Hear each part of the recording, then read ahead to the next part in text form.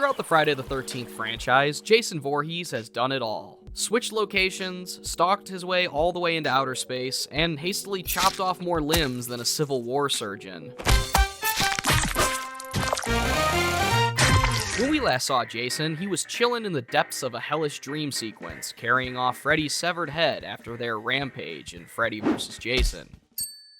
While the film was a hit at the box office, earning a solid paycheck for both superstars, mixed reviews and lackluster follow-up attempts left the Voorhees legacy in limbo, once again sending our hockey-masked menace back to development hell. That same year in 2003, another horror icon got the reviled remake treatment in The Texas Chainsaw Massacre.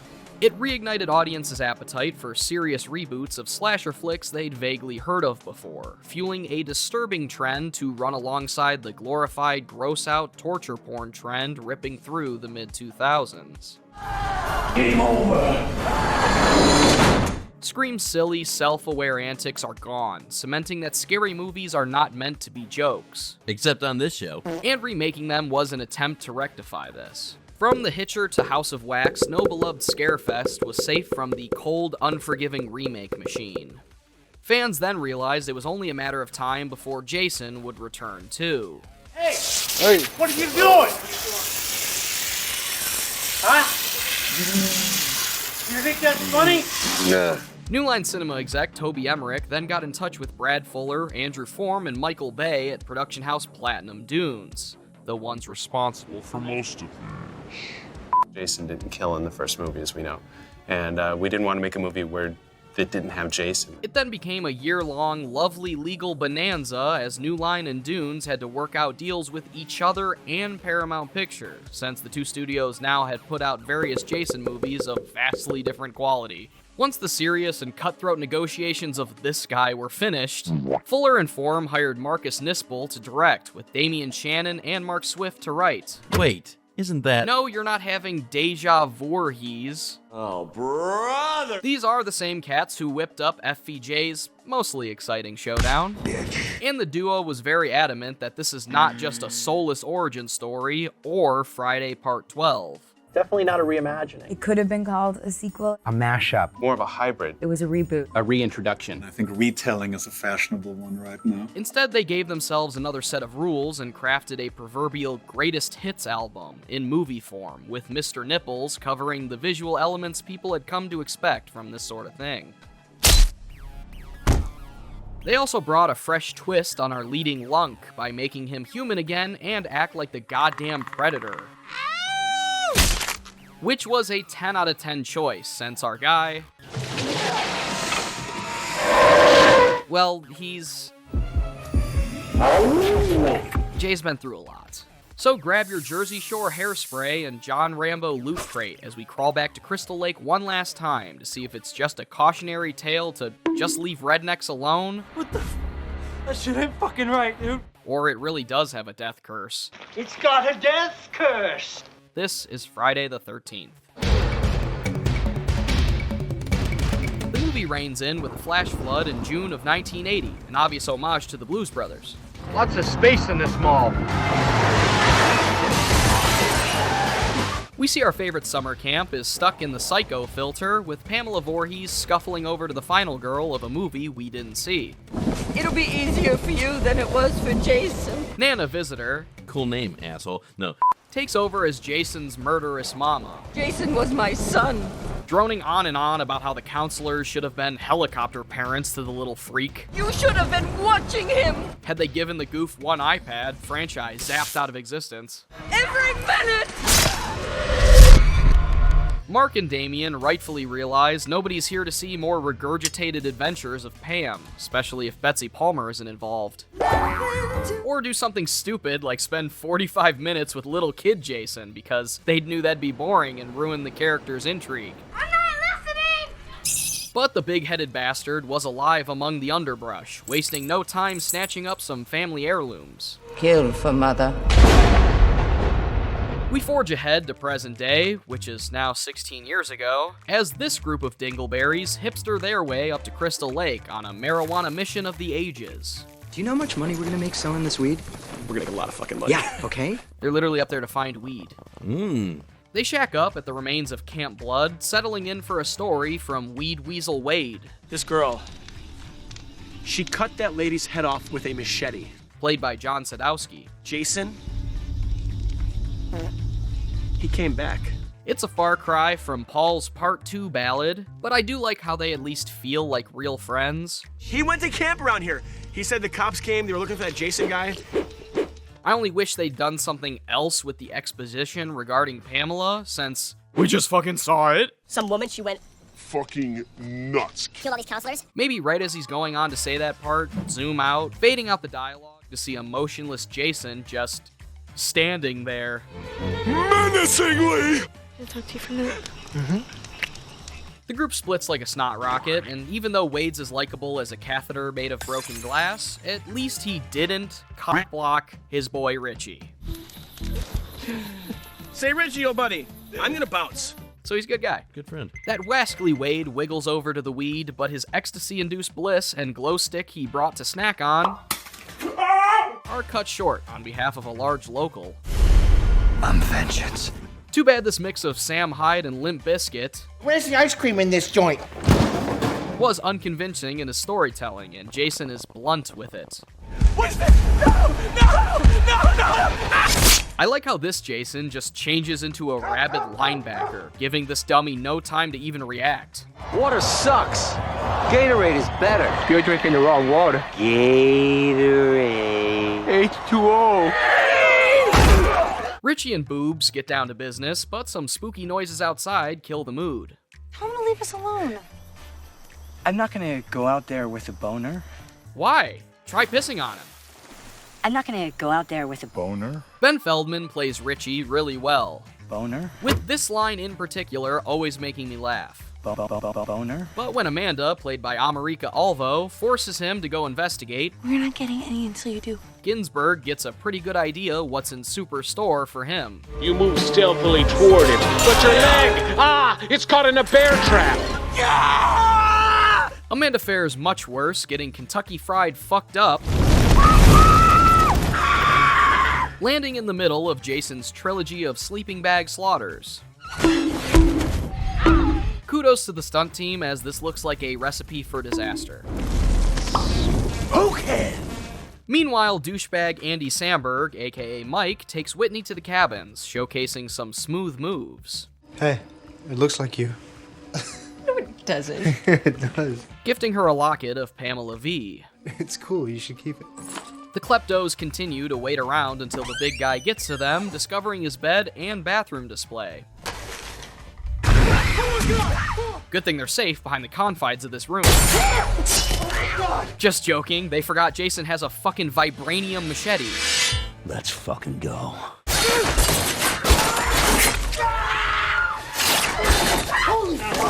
Yanking athletic Lil Dicky down to hell. Not only was Jason actor Derek Mears, who we'll get back to, unable to film Mike's death because he was getting married, but Nick Manell's Mike had to go face to face with this stunt for real as the crew was trying to avoid CGI. If I had a nickel for every time Nick Manell was killed in a slasher remake, I'd have 2 nickels. Whitney wails away, finding Amanda toast and Richie worse off than he was in As Above, So Below. Ah, jeez. Might want to just rub some dirt on that.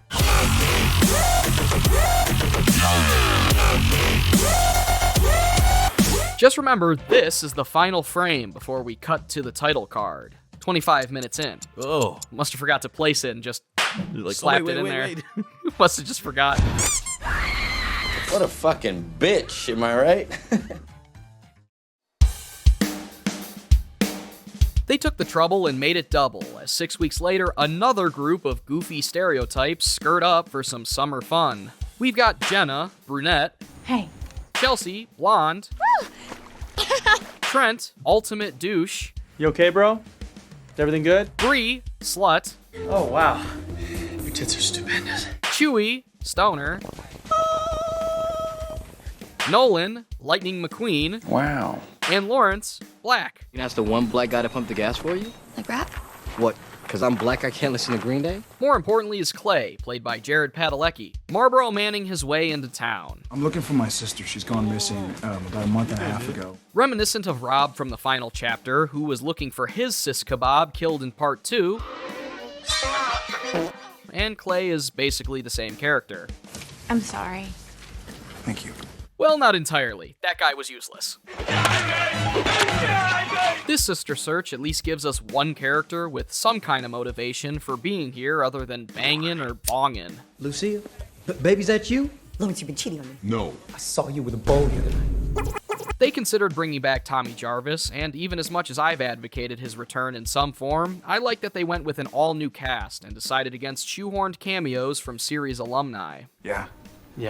Clay rides around the lake enjoying the local delicacies. Came about that close to hitting the start button on the whoop-ass machine, boy. Chain missing. Just dead. People go missing around here. They're gone for good. Until knocking up to Trent's crib so Jenna can shoot him the bang me eyes. Hey. You know that means it's only seconds later she ditches Trent to find out if those muscles are supernatural. Do you want some company? Back at the set of American Pickers, Kyle Davis's Donnie plays this ridiculously horny redneck that proceeds to lore drop that he lost his virginity to a mannequin? What? It's just you, baby. You remember that special night we had? Remember when you took my virginity? I don't have the PhD to even begin to dissect that one, but Lil Kev is killed. That shit ain't fucking right, dude. Since he's not too far off from Lil Kev, now I wonder how the gang would go up against JV. I don't think he's retarded.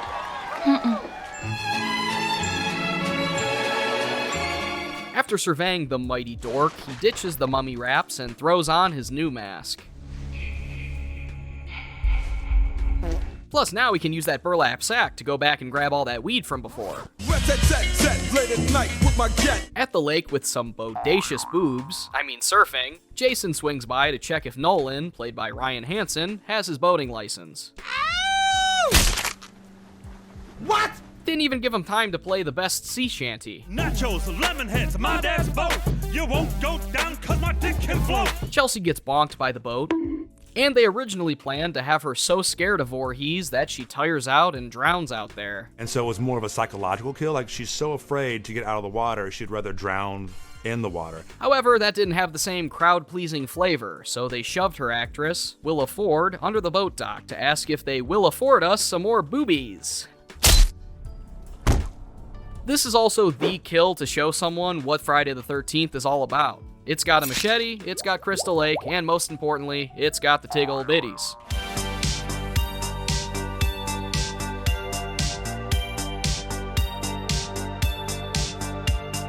We love premarital sex. Clay and Jenna flirt around the cabins until Jason comes home angrier than a husband finding his wife cheating. What? She tripped, fell, and landed on his... I love that his hunting grounds are covered in booty traps. Said booty traps. You mean booby traps? That's what I said, booby traps. Quiet. And he's even got secret Temple of Doom tunnels under the camp, as well as Whitney chained up, the chick from earlier. What was he feeding her for 6 weeks? Aw, probably grilled him up some burgers. Brains. In all seriousness, actor Derek Mears doesn't get nearly enough credit for playing Jason. Hodder will always be number one in the fans' hearts, and the other ones are nothing to scoff at. But there's a level of brutal, angry pissed offness that no other flick comes close to aside from parts 4 and 7.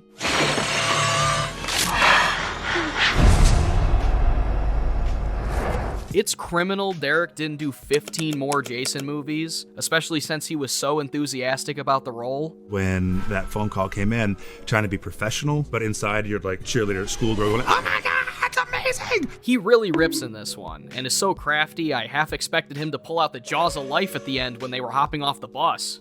It makes Jason smart, and that scares the shit out of me as a fan. I can't wait to play. Like, wait. That guy just set them up to, holy shit. They head back to the house, where everyone's party rocking in the house tonight. Shake that. just all be one big happy cliche. But Chewie's chances of scoring the slut sizzle away. And his party foul pisses off Trent. And Chewie heads off Han Solo to find some tools. Hey now. Aaron used Chewie as one of my favorites, and his banter with Arlen Escarpeta's Larry is just as fun to me as the dope heads of yesteryear. Ugly fucking chair anyway. They don't call me the Wood Wizard because I masturbate a lot. Chewie finds a hockey stick, which he attempts to gift to the J-Man, who isn't the gift-giving type. You also starred in another personal favorite, Disturbia. No. Operation Stupid is officially over. No, Ronald, no. And some Freddy remake too, I guess, I don't know. And I like to think this is the same character you plays in Disturbia, and we see his final dance. Trust me, that's not the only other movie multiversal connection crossing paths with this film. Anyway, poor Larry's left all alone, and right when he's about to beat it, the lovebirds barge in to ruin his gooning. You fuck with me because I'm high? Speaking of which, the Jaybird cuts the lights, so Larry says fuck it and goes off after his friend. Lawrence, what are you doing? My boy's still out there. I'm gonna go get him. And I really like this little moment. In the heat of danger, his first thought was protecting his buddy. Don't go out there, please. I told you fools I hate. Can't get a handle on me. Surprise you every time. We all need a friend like Lawrence. Too bad his act of heroism is halted when Jason finds him. Take that, motherfucker! And he tragically zigs instead of zags, bidding farewell to that music label. Trying to start a label. But with our stoners stunned, we can now finally say how Trent is... Did you miss me, bitch? Did you reminisce on my death certificate? Travis Van Winkle portrays Trent, this overcooked Gordon Ramsay nephew. So you don't want to be friends after this? You don't want to hang out? And while his actor may have the same last name as Vanilla Ice, my brain can't even comprehend Jason sharing a universe with Bay's Ninja Turtles, especially considering this Trent is the same Trent, actor and all, from Michael Bay's Transformers. That's funny. You know what? Stop. Meaning Jason canonically shares a universe with Optimus Prime. Keep searching. And in that case, all of these other dudes. You know what has to happen. Jason, we need you to join the Autobots. At this point, what's the difference? Why doesn't my little bunny just hop in the back seat? Okay. Ditching the tinfoil hats for a bit, we bang back to Bree and Trent spewing out some of the funniest lines in motion picture history. Oh, wow. Your tits are stupendous. He may have the most fragile ego, but boy does he know how to charm a lady. You got perfect nipple placement, baby. I know 2010 was a big year for film, but Travis Van Winkle not even being nominated is dicked up. That's dicked up. He should be studied for how hateable he is. Tits fucking just so juicy, dude. They finish up and Bree does the big brain move to mosey off alone. Oh, hello there! So she can get killed like her favorite Christmas classic. Who puts antlers in a bathroom? One wet floor and you'd probably fall on them anyway. Richard Burgi, seemingly the town's only cop, rolls up so we can finally get an eyeball kill in this franchise that doesn't look bad. They did this panning shot in camera for real, which we always appreciate. Are you sure about that? Big props to director Marcus Nispel for actually trying, as well as reuniting with cinematographer Daniel C. Pearl, who helped master Neosporin shoot the TCM remake, and he shot the 74 version. So remember that for bar trivia night, I don't know. Anywho, the trio of taints scatter, and we get maybe the greatest scream in horror history. As Trent rushes off to give the fish firearms, Fuck are you, gun? something Jason, an avid environmentalist, cannot abide, and turns tomato colored with Trent's gooey insides. He did what in his cup? Another salute to Winkle Dinkle, who plays Baywatch Biff Tannen to perfection.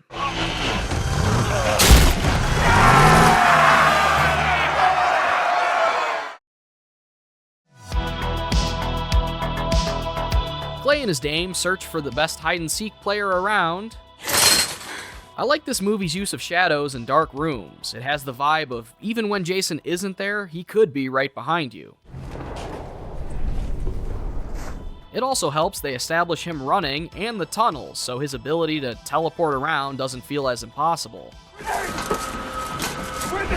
It also helps that some of these scenes are so dark it's impossible to fucking see.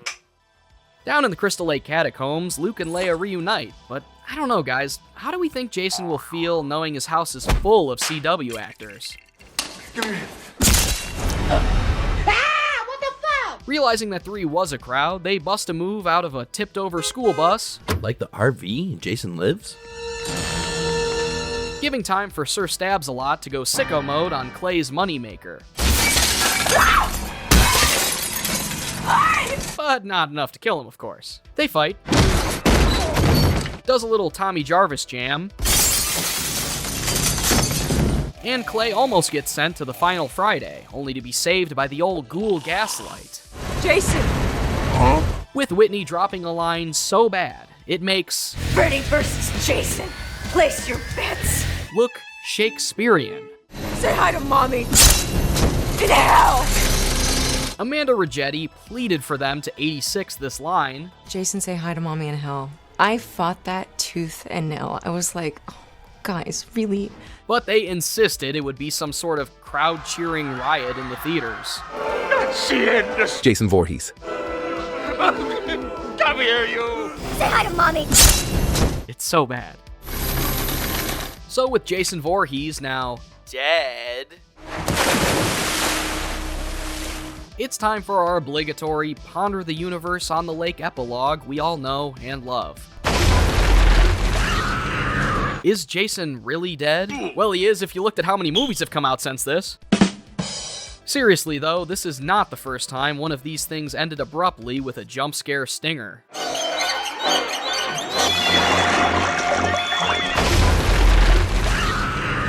And it's just another callback to go alongside the mask at the bottom of the lake like Jason X, and the numerous other ones scattered across the campground. And that was 2009's Friday the 13th. And it's refreshing that the only thing supernatural about Jason in this is the fact that Jared P. was in it. These movies were never Lord of the Rings with a deep, complex lore. Each movie was a grab for cash, and they had no idea what the mythology was. Had a story, they worked hard to figure it out, and it wasn't gender specific. It wasn't a boys cartoon or a girls cartoon or any of those things. It was a talking dog, you know what I mean? So I'm fine with this interpretation, cherry-picking all the best bits in an attempt to jam some new life into Jason. I've seen a lot of bad remakes. A lot of bad remakes. And this is near the opposite side of the spectrum for me. Yeah. It's slick, fun, not an ounce of fat, even in the killer director's cut, and has enough blood, boobs, and more boobs to satisfy any fan. The worst thing about this movie, the fact that it didn't cause 15 more to follow behind it. Give me snow, Jason, you fucks. But then again, with how Bubba's been treated as of late, for example, maybe it's best that Jason's been stuck in the penalty box. Try anything and you're canceled, bro. I'm going to give Friday the 13th Part 12, Jason's angriest and the character's horniest. It's sort of surreal to think when I started, we thought 2017 would see a new Jason movie. I mean, they managed to create a 12-picture franchise with another reboot on the way. But maybe that's fate's way of saying that we should all do what the hundreds and hundreds of characters of this franchise just couldn't. Leave Jason alone.